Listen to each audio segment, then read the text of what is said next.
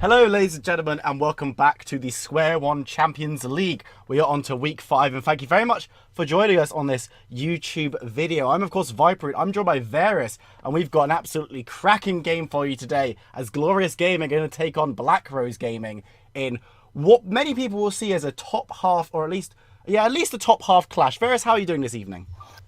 I'm doing good. I feel like this game is going to live up to our expectations. I feel it's going to be quite a hype game. And it's just two big teams clashing together. So I'm hyped for this. I'm really hyped to see what's going to be played and what's going to be played out today. Yeah, it's really exciting as we have jumped immediately into Champ Select. This isn't a stream, there's no way to get around. We're just going to get right into this one. Both of these teams are trying to prove. Black Rose Gaming have come in new to this league, and I know we're in week 5, so we're getting a bit more familiar with all these teams. And they're really showing that they're going to be one of these sides that is looking to win the league, essentially. And Glorious Gaming did very, very well last split, have maybe not been as consistent this time around, but they're still looking really good. So this should be a really, really exciting match, and I'm excited to see a lot of very exciting plays as we start to get our bans coming through. And it's no surprise to see the Nunu ban from Varte. Varte has a very unique play style. He likes to play this Nunu, he likes to play the Ivern, and these champions are very hard to play against if you don't understand them full well enough. And they seem to always draw these bans, and it's happened here today again. Yeah, it's a bit of they're very unique champions in the way they're played. They're very supportive and allow a lot from your team. They basically allow you to do a lot more with your carries. So taking them away from Varte, that will limit his playstyle quite a lot. We've seen an Aatrox picked up first pick. Do you reckon that's going to top lane with Nakes, or do you reckon that's going to be moved around a little? Because I know Lizard has seen a little bit of play on this champion. I do think it'll be in the top lane. It is starting to pick up in popularity in mid lane with the Electrocute build, but it's still just a standard very good flex. That's why you'll see him first picked every time he's open. We see the Karma answer, and obviously we know the Karma can go to 4 different lanes. Obviously she's not going to go AD carry in this one. She could go mid, she could go top, she could go support. I think we're going to see a Luxor reply to this. And we've got our Skarner hover. Yeah, the Skarner is being hovered. I'm excited to see the Ezreal as well. That in itself could be quite a safe bot lane, but the Skarner has now been locked in. The ultimate from Skarner, people have said on other streams and other tournaments that this basically creates a 1300 gold tax on the enemy team, because you need to be getting those quick silver sashes in order to neutralize his ultimate, which is such a powerful ability. And with the Nico being locked in as well, a very versatile champion which has been very popular recently, it really looks like Black Rose Gaming are building themselves a solid lineup. Yeah, as you can see, we're still stuck in this flex pick meta, and that's why the picks like Nico and Aatrox have so much priority right now, because even Nico can go bot lane instead of an AD carry right now, and it is very popular right now because there's just so many places you can throw this champion. She does everything you want her to do, she has the utility, and she doesn't lack any damage either. Yeah, she's a very, very exciting pick, of course, top mid, even AD carry we've seen her played. Camille is something that is maybe a little bit less flexible, being locked in for GG at the end of this first round of picks. That usually goes top, since Jungle Camille was kind of gutted a little bit a few patches ago to prevent her from being so good at clearing. So I imagine that will probably be going towards the top side. But as we get into the second round of picks, it looks like it's going to be top lanes and marksmen that are being phased out, with Zarya and Renekton being taken off the table. The main reason behind this Camille pick, Camille is very good into Aatrox and Nico. That's why she's being picked here. So it doesn't matter which one she does come against, both matchups are favourable for her. It's why you'll start to see her more pop up in popularity. And you're just definitely going to see a lot more Camille over the coming days. Yeah, she's a very exciting champion to see as well. She's very versatile, can be mobile in that top lane. Quite an Aurelia-like pick. She does a lot of damage, is a very good duelist. And is someone that I really enjoy seeing. I enjoy her playstyle. The ultimate, of course, is a massive teamfight tool, and it's going to be interesting to see how she's played, probably by Perrin up in that top lane against the Aatrox if that's taken by Nakes. We've seen Sivir and Xerath being taken off the board as well. So that's quite an interesting ban, the Xerath, because it's not something we see too much, but you don't want to see that in the hands of Henk Henkerson, as the Talia is another champion we haven't seen too much of recently. That's been locked in by GG. Again, we're sticking to the flex picks. Like, this Talia could go jungle as well. Like, there's so much you can do with this, and something I wanted to point out is Samus has 89 games on Camille jungle this season. Ooh, okay. So we might see a spicy Camille jungle this game after all. That would be very nice. We're keeping with the slightly unorthodox pick here, as McFreeze has picked up the Callista in that bot lane. That's going to be a very exciting pick, can do a lot of damage. Maybe doesn't scale as well late game, but is a massive, massive problem if she can get all those stacks on and start ripping you to pieces. I'm just going to hold off on commenting on the support while it is ticking down. But by the looks of it, might see a Lux locked in. It's actually going to be, it's going to be swapped. It is going to be the Lux. A very, very nice bot lane picked up here over on the side of Black Rose Gaming. They was just trying to catch you slipping there, They Viper. I like the Callista pick here because Ezreal's not going to be able to do much in terms of the wave, level 1, and Callista Lux can just hard pressure them because of this. And it's not like they're going to lack any late game scaling because you've got a Nico and an Aatrox in the team. So it does fit the team, it gives you some early aggression, and I really like that from Black Rose. Yeah, we're going to wait a little bit to comment on some of these flex picks. You can see Black Rose Gaming trying to catch us out, swapping bits around in their composition because they're so flexible. But with the lock-in of Fiora over on the side of GG to round out their composition, that will take Camille into the jungle. And I said that it was gutted a little bit. Sam is going to have to prove me wrong, because if he's played this so much in solo queue, he's got to be the master on this one, and I'm excited to see how it works. I will give him credit with this because he did actually play Camille really good last time he played it, and I was actually casting that game. So I feel like he can do a lot of work here. He was very proactive. He just heavy ganked. He ganked all game long and just caused so much pressure. And a lot of people just forget about Camille and her ganking patterns because she can gank you from so far away with a hook shot. It's just very difficult to actually ward against too. Yeah, she's kind of in the same kind of position as Kayn and Zac with her ganking pass, because she's got such a long range engage ability that you can't just ward up River and Tribush if you want to avoid getting ganked by her, because she can come in from behind very easily, she can come over walls very easily, and she can create these paths and kind of play mental games with your support or your top laner who's going to have to be warding very, very carefully. These two compositions look very, very interesting. One thing of note in terms of storyline for this game, Black Rose Gaming are actually coming off last week. They lost their only game they played last week to CBA, who are the other top tier team. I think it's coming out in week 5. But their opposition, GG, came off a 2-0 week last week. They won both of their games, which is very, very impressive. Considering some of the opposition they played against as well, they looked very good. They took down EUS and Royal Reapers, so they're looking to continue their momentum. Black Rose Gaming need to pick it up a little bit in this one. Okay, let's have a talk about these two compositions, if I can vary. So, what do you think these two compositions are trying to do? So when you're looking at the side of GG, you want to split push. That's the main reason you've locked in the Talia before you locked in the Fiora, because you've got a Camille and a Fiora. These two champions can be unstoppable in a 1-3-1, and I think that's what GG are aiming for here, because that Talia can join one of the side laners faster than anyone else can on the side of Black Rose. And this Fiora is meant to be a favoured matchup for Fiora in the top lane, and she can snowball on this really hard because it's just really easy for her to parry and just get a free stun onto Aatrox and all in him. So they really are just looking at that 1-3-1 composition, whereas on the side of Black Rose, they're just going straight out team fight. They don't want this 1-3-1. They're going to do their best to like force a 5v5, but it's going to be interesting to see how they're going to play that out, because one team wants to split, one wants to group.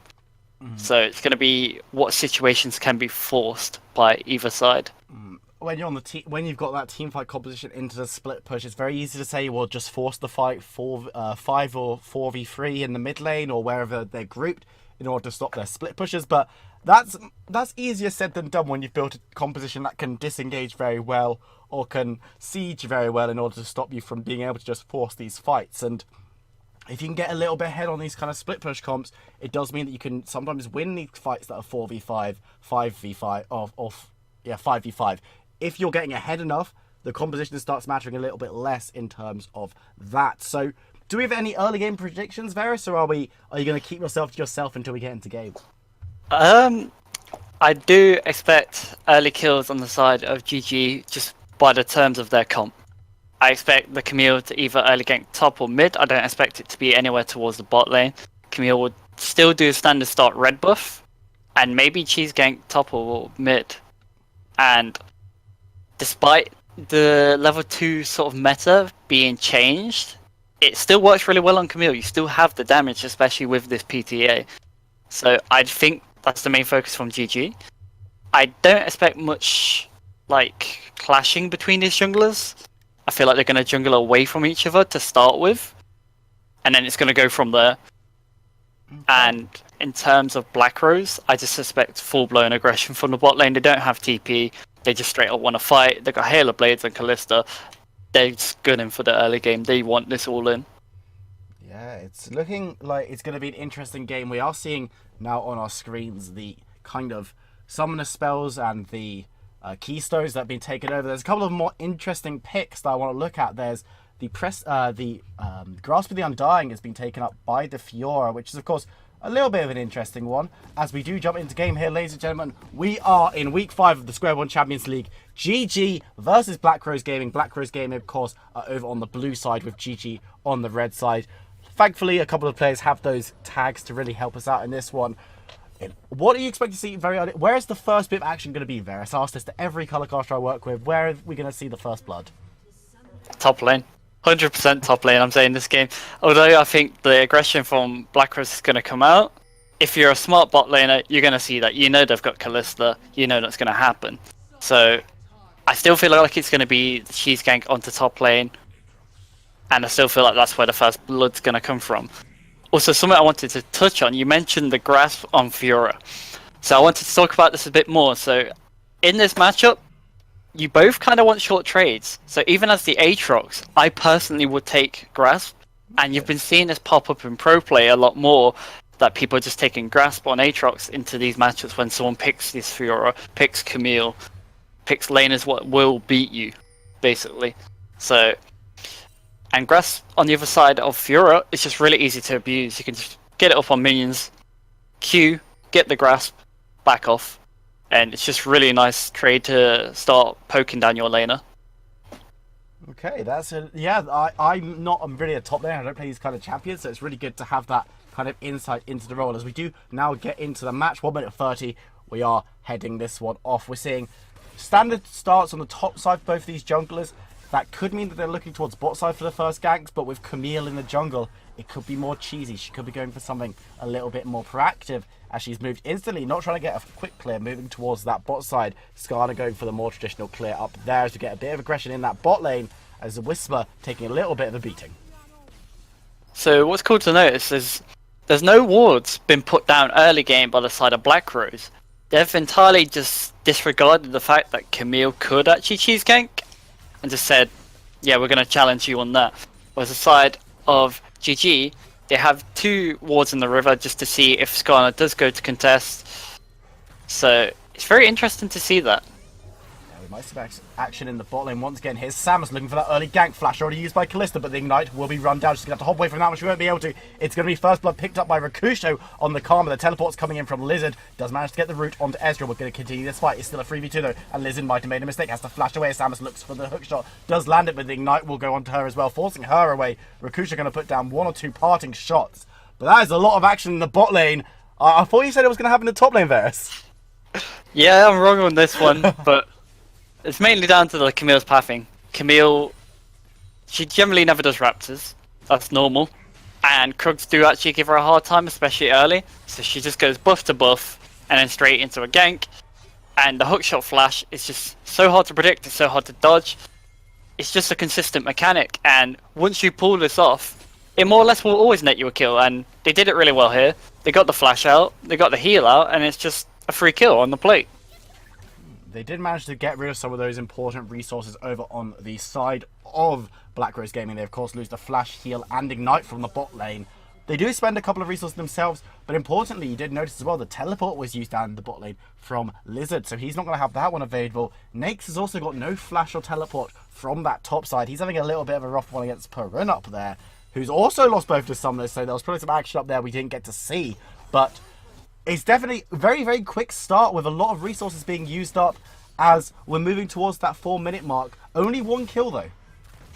So the thing I wanted to point out, which you mentioned, and it actually means so much, that Lizard TP'd bot lane. When he TP'd bot lane, he is losing so much XP in this mid lane, While on the side of GG, Hank Hankerson is getting all that free solo XP. He's going to hit level 6 first. He's going to shove the Nico in. He's going to roam either bot to top.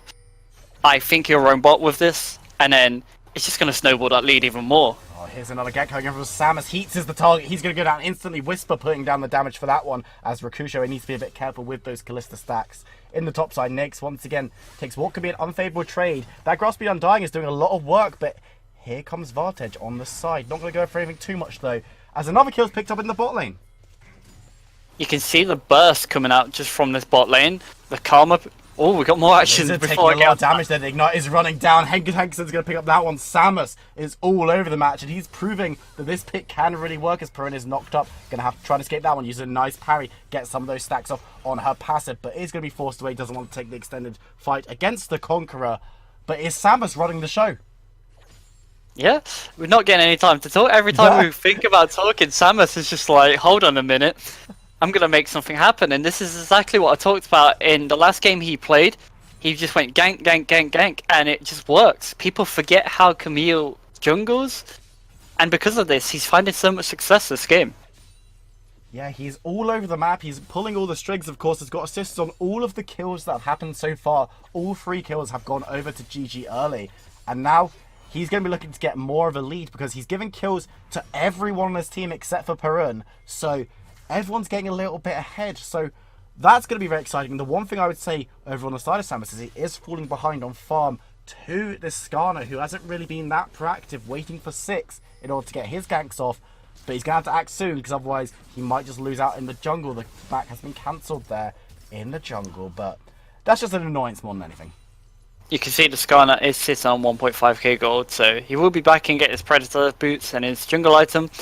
So he's got a lot of gold. He's been farming a fair bit. You might see more stuff from him now that he's actually got his Predator boots. It's going to be interesting to see where he's going to throw his focus. If he focused more towards counter ganking, I think that's going to help him a lot more, because this Camille is squishy at the end of the day. She will get bursted if she gets caught. Yeah, she will. She's very mobile, but if she's using all of that mobility to engage, she can be caught out quite easily if the fight does turn against her. Luckily for her, she's taken all these fights that have looked very good, and they've been on her terms. But if you catch her out, especially with a Skarner ultimate with no hook shot, she could be in real trouble. Yeah, you're right. And we see extended trades in this top lane now. They both really want this all in. They do, and Perrin might be one engaging. No, he's just going to back away. Of course, they now both have their ultimates, which could be really interesting. The stun there onto Aatrox could force it. Here comes the ultimate from Fiora, and the World Ender is popped as well. Perrin doesn't really want this one, but is looking to hit those marks. 1, 2 marks have been popped, but there are minions on both sides who are trying to force away this fight. It doesn't look like anything's going to happen, because no one wants to be getting the aggro of all those minions.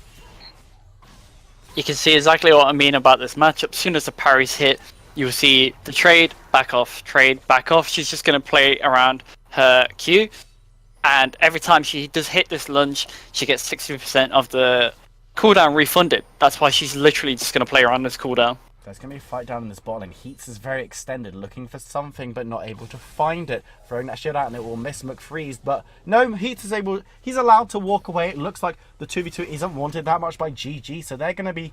Rakusho and Whisper are going to be trying to play this quite safe. They've got Karma and Ezreal, so they should be alright in this bot lane, especially with the 2 kills that they have.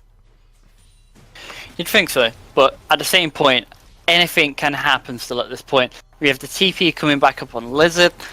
We've got Varte with his Predator boots. He is level 6 now. He could look to make something happen towards his bot lane, but I think at the same point they're both scared to not get counter ganked, because if Varte gets counter ganked in this bot lane, this will snowball this bot lane out of control, and it will just cause more issues for them. Yeah, you don't want to be giving away too much from either side in this bot lane right now. It's kind of on a knife edge. Callista has the farm lead. Ezreal's got that kill and the cull, which will pay dividends later on. But we are seeing a little bit of work in that jungle with Talia being able to pick up that blue buff. And we're moving back to the top. Not too much happening. It's just going to be scraps and scraps. I'm careful because these two do have kill pressure, as Perrin might be dragged back in. Has no parry there, as Nyx is going to walk away. Once again, the loser of these short trades. They're both aiming towards just sustaining in this lane. You see the Vamp Scepter double Dorans, and you see the Vamp Scepter Dorans building into a Ninja Tabbies. And we're breaking out a fight. Has been popped. Perrin looking to try and get onto this one, and the flash is forced out from Nakes. He's going to have to back away from that one. Doesn't teleport to get back into the lane though, so hopefully won't lose out on too much as Heat is caught out by that ward and will be forced away with a bit of damage, but we'll get rid of it because of a nicely placed red ward down there, and then now they might look for an engage. No snare though will stop that one from coming to fruition. So something I wanted to pick up on. I did just mention the Vamp Scepter on the Aatrox, but this is a lot less traditional, especially in terms of top lane. You usually would aim towards this Black Cleaver. Oh, here We comes see the the Leah Gangler. Roman- Hegson's looking to get some assistance there. Perrin tagging the tower, going to be forced away, and might go down very, very low. Is forced to move away, but the Ignite will be enough alongside Hegson. Pick up that one. Samus was there to try and give assistance, but now on the bot side, you do see reply. They're going for Ocean Drake. So this was such a good roam by the Talia, and even her using the flash just to get the kill there was super worth it, because this Aatrox literally just used this TP to get to this top lane. This just gives this Fiora more free time to just work on this top lane, get a bigger lead, and just aim towards that split push like we were talking about. We already see nearly a 400 gold lead on Fiora over the Aatrox. Yeah, the Fiora is... Perrin's having a very, very good time in this top lane, taking these short trades. She is winning out and has had, as we just saw there, a little bit of assistance from Hegson and Samus to get that kill, and forcing the Aatrox to do the walk of shame up into that top lane. But here we go in a gag in the mid lane. Hegson might be in trouble. The ultimate's being popped out from Nico as she might be going down suppression just to ensure that she goes down. But here comes Samus looking for the return kill, ulting onto Lizard, but it's only his clone. Samus has been taken for a ride there and now is backing away. Has used that flash already, so he's going to be forced back. As moving to the top lane with another little trade, but probably won't come to too much as Perrin misses the stun. We've got more going on down into here. The jungle. Vartage will be in trouble as Rakusho looks for the damage. He goes golden with that stopwatch as Samus is locked in place. The final spark will be used, but Rakusho is going to be getting the first kill of the fight onto Vartage. Heat is in the middle of an area he doesn't want to be in, but he is going to be thrown directly into Samus, but Freeze picking up that kill. But now we're going to see return kill over as Whisper has got the kill onto Heat. So Lizard will get one onto Rakusho himself, though. Double kill for McFreeze as he finishes up that fight. We move to the top lane as Perrin and Nakes are looking to fight each other once again. I don't think there'll be too much, but that's a lot of action in the bot lane. Now you get a bit of time to breathe, Viper. Oh, There's a non-stop Perrin's action. fighting onto Nakes, who's going to be looking to get those things down in order to get the heal. Nakes goes very low, but does survive on a sliver of health, not able to get that last mark. Perrin out of mana, so can't dash forward. But that looked very, very close. Just needed one more auto attack in that trade to actually take down that Aatrox. It's non-stop action all over the map, non-stop fighting, and I love it. This is what we wanted. We wanted to see a hype game, and I thought it looked like... Oh, the whirlwind has been popped. Nakes is going for the fight onto Perun, who is looking to clear out those minions. But here is the fight. Vartage coming in to get Perun low, to get the smite on, and will take him down with the assistance of Nakes in that top lane. Perun does fall a little bit overextended, which is what Nakes really needed. Yeah, it's definitely what he needed, and they've seen the Fiora overstayed. Aatrox just started sustaining up on that lane, using his passive really well. More action breaks out on the top side as Rakusho is forced to go golden after the final spark, but will be able to get out of that one. Now Heat is the one stepping forward, taking a little bit of load. The minions are marching forward. Ezreal's still looking for this fight. Rakusho's not going to land anything though, as Samus moves toward the top side.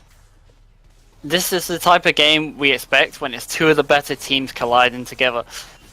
And it's still just non-stop action. More action in the bot lane. Heat is going to be rooted up as he's taken down. Whisper picking up that one. Move to the top side. Samus gets a quick kill. Hegson on the backslide, but Rakusho goes low. Double kill for Whisper means that Karma will survive in that bot side. Both of these teams are picking up kills across the map now. There's a gold lead over on the side of GG, but it's not looking that huge. I kind of feel bad that this game's not being streamed at this point. There's so much happening, and it's just so entertaining already. This game could go any way already. I already thought that trade where the Camille ran into the jungle chasing Varte, I thought that would lead to Black Rose losing more than what they did because of the bot lane priority, because the Ezreal and Karma moved first. But then it turned around in Black Rose's favour, and we just see them picking up kills every now and then to sort of crawl their way back into this game. Yeah, Heats is looking for something here. He's going to look for the snare. He's going to land it, and here comes Lizard looking for the assistance. Get the slow. The ultimate will land as well as the Predator is popped by the Skarner, who will pick up the kill vantage. Going to get that one onto Hank Henderson as we move towards the top side. There might be a scrap here as well. Very nice parry there from Perrin. Is going to start to look to get those marks down and get that damage, but it's going to be forced back. Airborne as Nakes looks for the chase on. We do see Rift Herald being used in that mid side as Perrin and Nakes look for the fight. Perrin going very, very low. One attack will be all it takes to bring him down as the charge comes down mid lane. Plates do fall though, so this tower might be taken up, and it could be the first one of the game over Black Rose Gaming. You see, as soon as they got that pick, they instantly proc this Rift Herald, no hesitation, knowing that they could just take the first tower. Does go down, it's going to be Vantage picking up that kill with the Rift Herald from the jungle, so he's going to be happy to pick up a free bit of gold there as we do look towards this bot side. McFreeze getting the push on.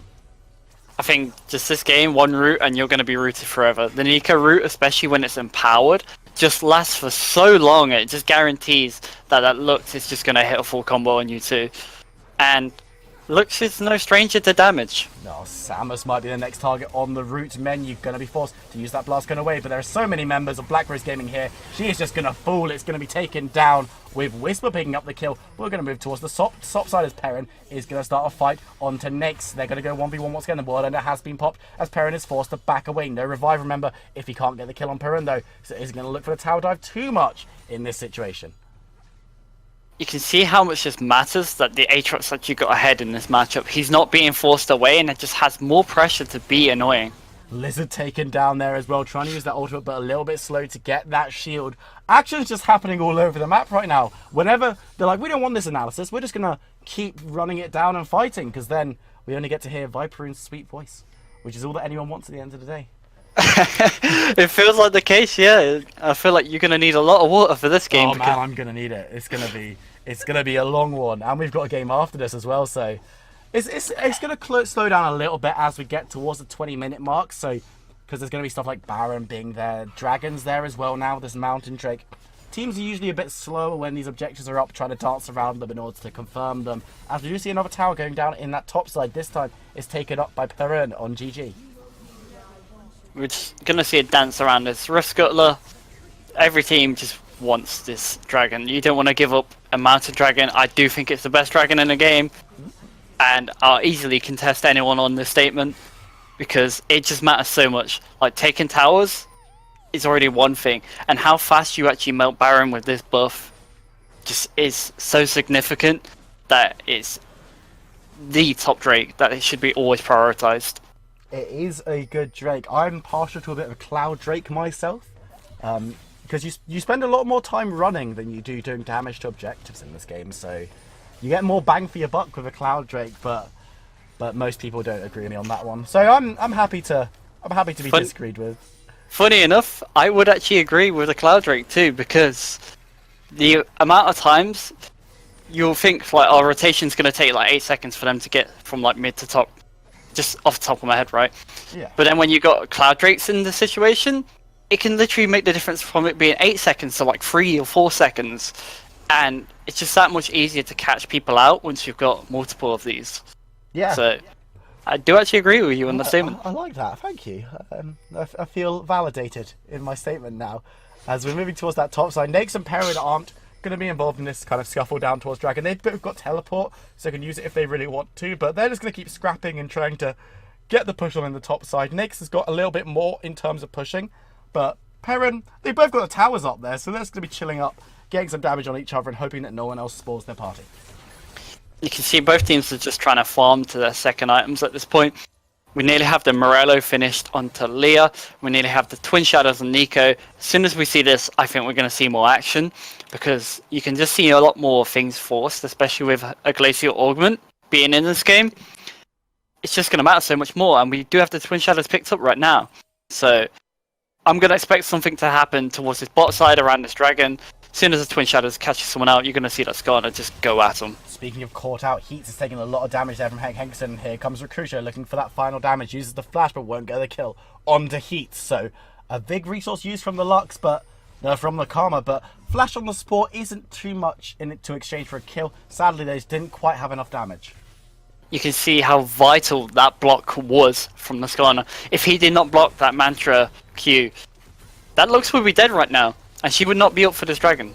Oh, Vartej might be in trouble here. He's going to be rooted up, and there are members of GG around. The ultimates are being used, and Vartej goes low, does go down. Hank Hegson picking up that kill, and this could be the fight that allows the dragon to be taken. Nake's being chased away with the damage. That's a very nice hook shot there, but he's going to flash away from that and world end of the use for the movement speed as well. But now Heat's looking to turn this one around. Final spark used onto Samus as the use of McFreeze on the side. It looks like Black Rose Gaming want this fight, and there are members of GG in full retreat. The dragon might be Black Rose's, but they do lose a man in exchange. You can already see how this game is going. It's whoever pulls this trigger first, and whoever does seems to win these fights. Lizard might be in trouble here. He's on his own, and 3 members of GG have got it in their minds. They want to kill him. He's going to have to flash away from the damage and use that slow. Goes golden, but that might have been a mistake as the Magic Q comes through, and GG Whisper is going to be picking up that one. McFreeze gets the return kill onto Rakusho, though, as Heats might now be the next victim of this fight. It looks like members of GG are going to back away, though. They don't want to overextend, as there are members of Black Rose Gaming turning up, Skarner and Aatrox, moving towards this Dragon Pit. The Mama Drake still stands, but the same can't be said for some of the members of these teams. So you can see exactly literally what I just said. Whoever is pulling this trigger first wins. And it's just a case of, is Black Rose going to show more aggression and start pulling this trigger before they get caught? Because this is the story of how GG have most of their kills this game. Perrin has been roosted up as the dragon is taken. The final spot comes through as Fiora might be cut down. She's going to go down first of the fight. Nake's is there. Whisper will also fall. Shut down from the Callista as Samus comes in for the return kill onto Nake's on that Aatrox. 2 kills to 1 over on the side of Black Rose Gaming, but we're not done yet. Heat has been thrown up creek, no paddle. Gonna go down. It's gonna be Henkerson picking up that one on the Talia, delivered to his death, and here comes the Weaver's Wall. Not gonna take it all the way though. Ascana is forced to take a little bit of a lengthier route out, but should be okay. Advantage goes to Black Rose Gaming though, because they did pick up that second dragon of the game. I think they heard me. I'm not gonna lie, I think they heard me. As soon as I said another fight though, Skarner gets the ultimate down, and Lizard is going to pick up the kill onto Rakusho. Samus going to be forced away, has to flash, but might still go down. McFreeze is stacking up those spears, looking for one more. It's going to be enough to take down Samus. Killing spree there onto the Callista. Black Rose Game, they are listening, they keep just pulling the trigger. Yeah, this is exactly what we wanted to see, and the more aggression is favouring them now. That big pop blossom there actually just won them that fight, and this aggression is what we want. We want to see more of this. Just keep up this aggression, and I think you can see Black Rose snowballing out of control in this game, because like we said, it's hard for GG to actually 5v5 with a comp what has a Fiora and a Camille. This Camille is getting bursted now. They do have items to actually burst this Camille down. Yeah, they do have the ways. As we said earlier, if she uses all of her abilities to engage, she's not getting out of that fight. And when the fights do turn, she's kind of stuck in the middle, not being all that tanky and just being cut down by the likes of Nakes and Lizard. As we see another fight in the bot lane, Perrin and Nakes going at each other, and the Fiora might be in trouble here. But McFreeze comes in to secure the kill, making sure that her top lane doesn't fall today in that bot side. And it looks like Black Rose Gaming, they started a little bit slow, but they're definitely coming into this one.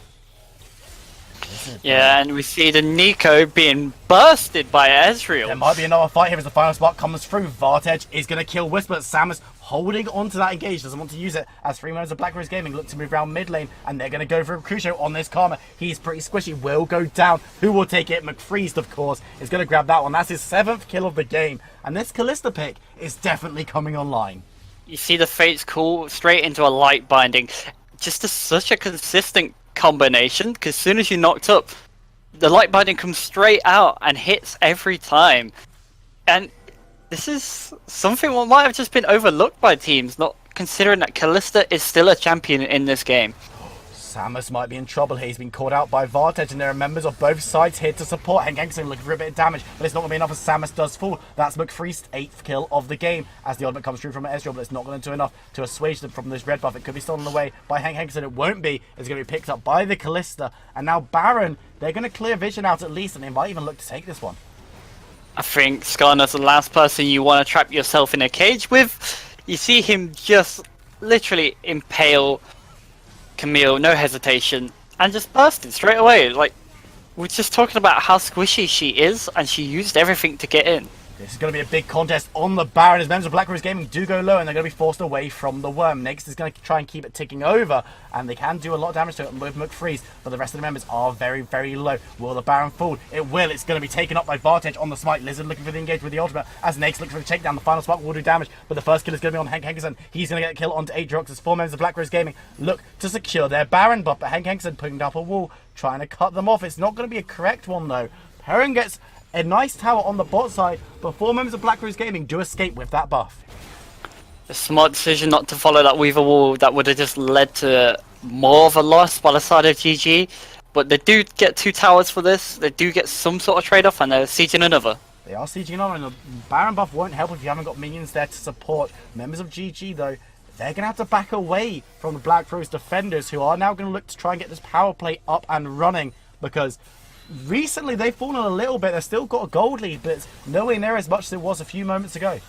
Oh, the engage is coming through. Vartage is going quick, looking for that engage, but it's going to be forced away by Rakusho on that Karma. Doesn't want to be rooted up. Predator, not used for any real purpose. Members of GG forced away, but they weren't. No one fell, which is really what you want from Vartage coming around the side, though, looking to try and get onto someone, but he's a little bit on his own as members are sieging down the mid lane, looking to get those objectives while they have got this buff.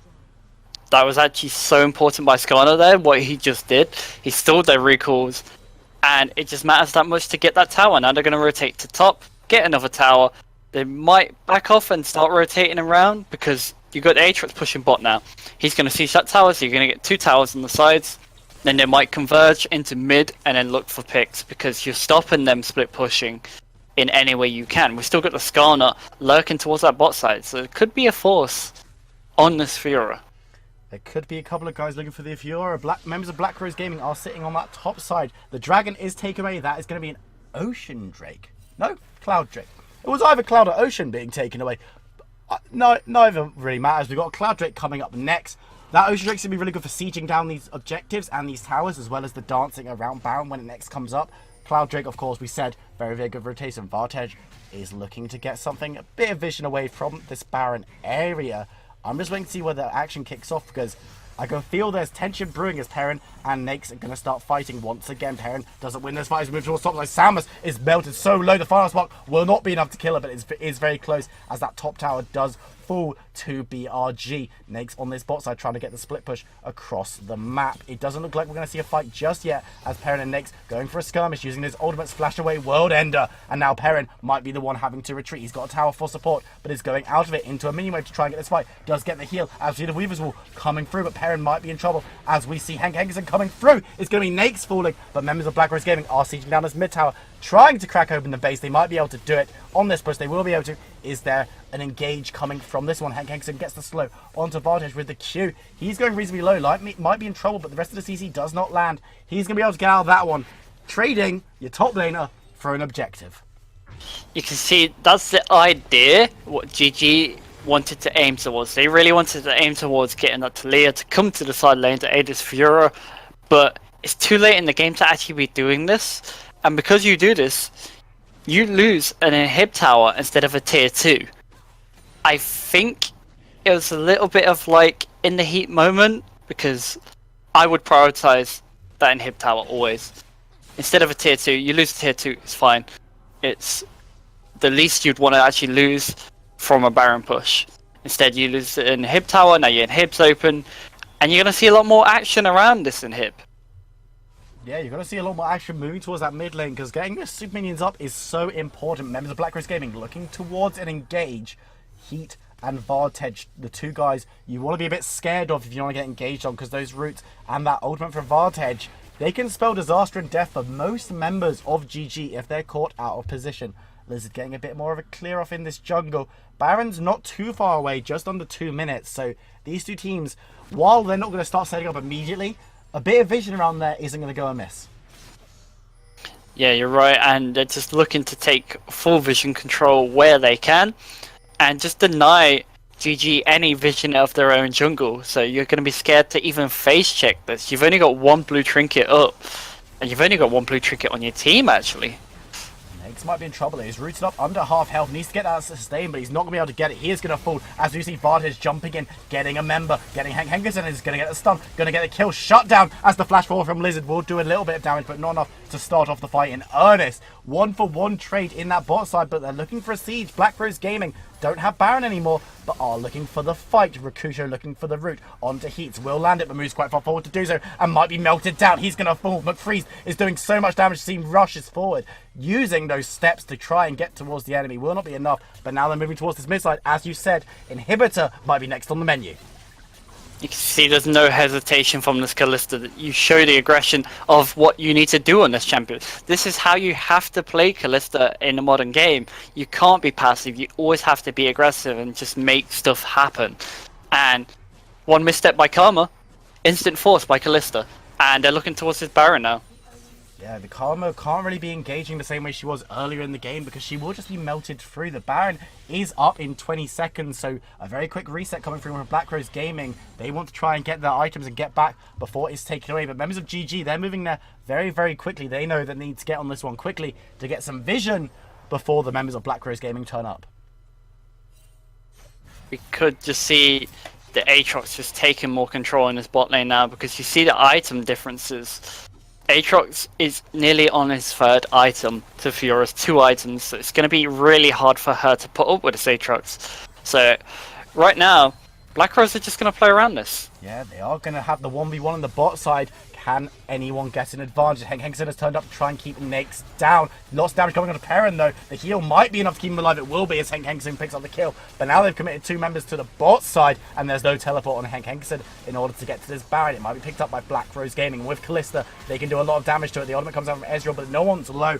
As McFreeze does pick up, and now they're going to pick up another kill. It's going to be Samus, who went in to try and get the smite steal, but you're not stealing away from a Kalista and a smite on that Skarner. So she falls, and now Whisper might be in trouble. The Predator is popped, as Whisper's forced to back away. Use that flash as Bartage looks for the chase, but it's going to be a massive amount of damage from the Luxus alongside the root. That's going to get the kill over for Kalista. 11-3 on McFreeze, and he is looking amazing. Could this be the end of the game? Do they have enough to finish it?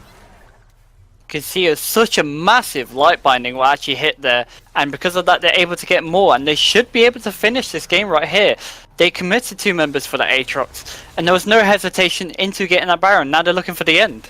They do already have an inhibitor down. McFree's taking a lot of damage, but will survive to do damage to those objectives. First tower will fall. The teleport coming down to allow Nyx to get involved, and now we're going to see the final fight. Lizard using the ultimate with Final Spark as well, as we do see the engage coming onto McFree. The Guardian Angel will be popped, so he's going to not be in the fight for a little bit. He does manage to stand back up as Vartage gets the first kill of the fight onto Peru, but we are seeing Lizard slain on the bottom of your screen. GG Whisper is forced away before Nyx gets forced back as well, as Vartage looks for the fight onto Whisper. There's now no Nexus towers as Samus goes golden. McFreeze on the back, killing Rakujo with a lot of damage, but we do see Nyx finally fall. Hengson and McFreeze on the side. Now he's looking for a second one on to GG Whisper. It won't be enough. Vartage looking for the Nexus, but won't be able to do it, as a very last stand defense from GG Whisper and Samus is enough to stop their Nexus falling, at least for now.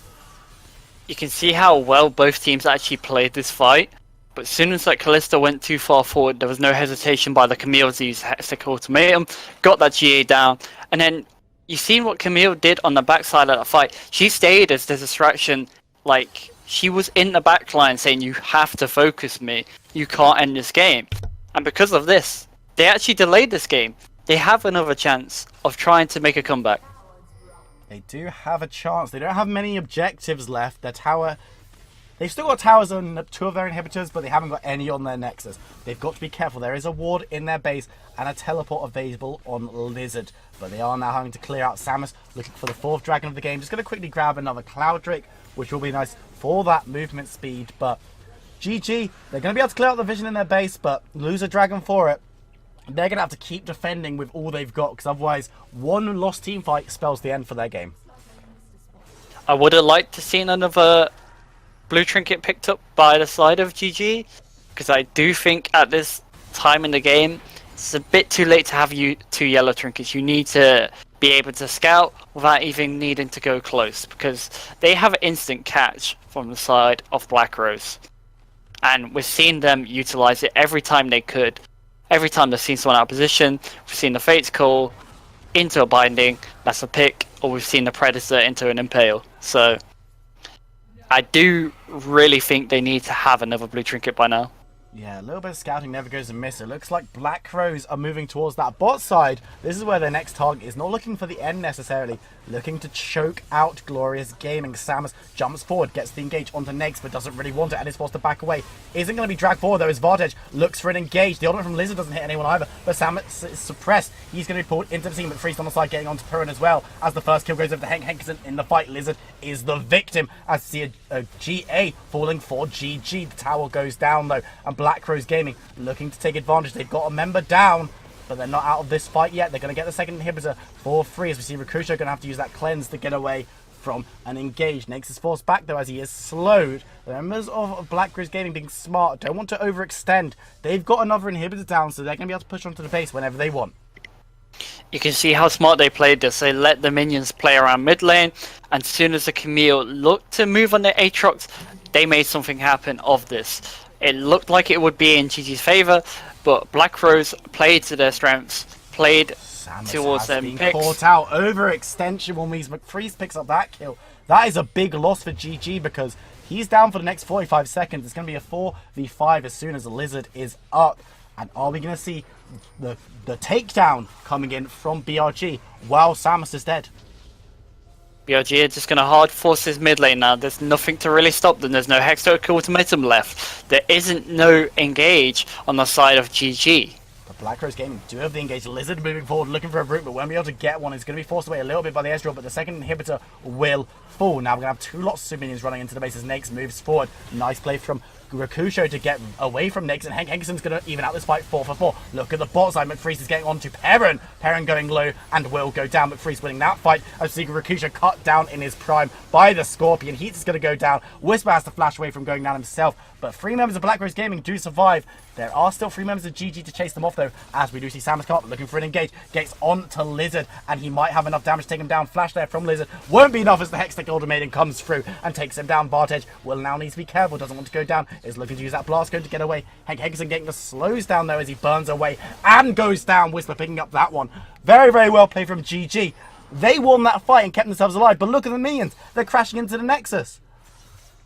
It was a massive fight from the side of GG, and it might not even be over yet.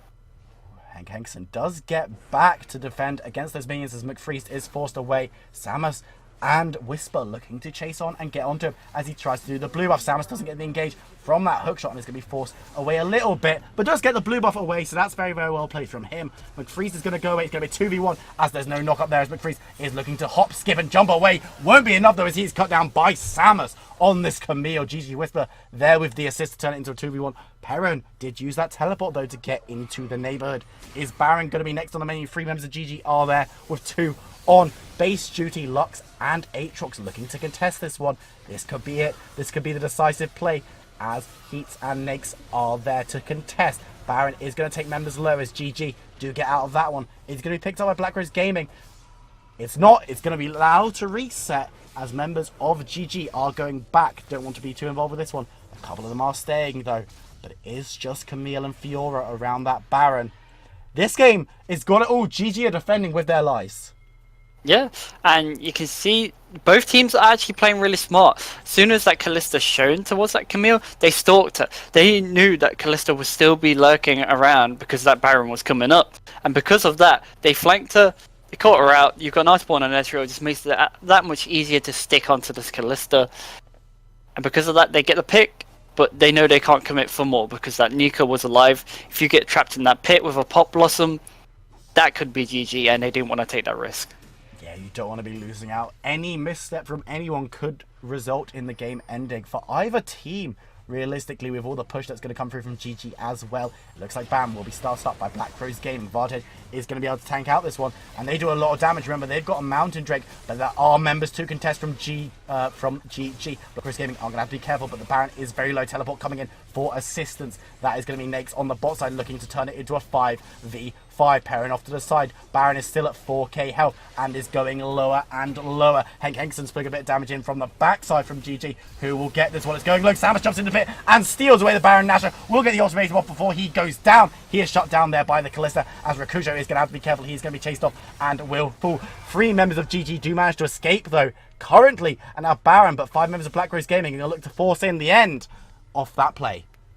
I feel like this Baron was just an entire bait by the side of Black Rose. They knew they could trade this because it's going to lead into the game. On to Henkson, who is going to be able to get away with that flash, but now Nakes gets the knock-up. He might be going low there and will be the one taken down. Henkson will fall. 1-for-1 trade as Perrin jumps in, uses that ultimate, gets the heal off of Heat, as we see Lizard using that ultimate. Perrin gets 2 before falling. Lizard also pretty low. Whisper is there with the Baron buff in order to defend, but a double kill coming in from McFreeze will mean that it's just GG Whisper trying to stop this push. I don't think he's going to have enough against Lizard and against McFreeze. He's going to be able to get the kill onto Nigo, but it won't be enough to stop McFreeze, who's going to end the game there. It is win for BRG at the 38-minute mark. That was all action from minute 1.